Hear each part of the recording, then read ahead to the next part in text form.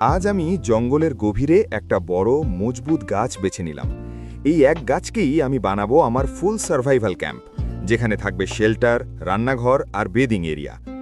প্রথমে আমি সাবধানে গাছে উঠলাম, ডাল আর কাণ্ড ধরে ধরে উপরে গিয়ে ঠিক করলাম কোন জায়গায় ট্রি হাউস বানানো যাবে।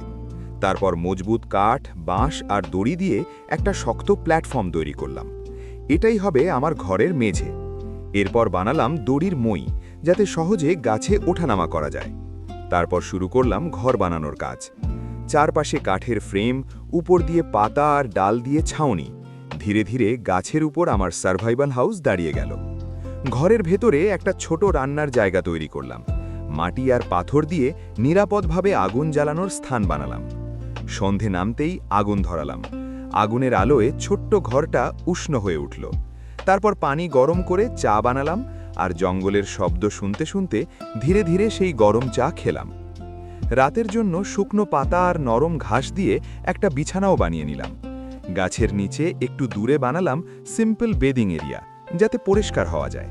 সব কাজ শেষ করে রাতের অন্ধকারে আমি আমার নিজের হাতে বানানো ট্রি হাউসের ভেতরে শুয়ে পড়লাম। চারপাশে শুধু জঙ্গলের শব্দ, আর আমার মনে একটাই অনুভূতি, এক রাতের জন্য হলেও এটাই আমার পারফেক্ট সার্ভাইভাল হোম।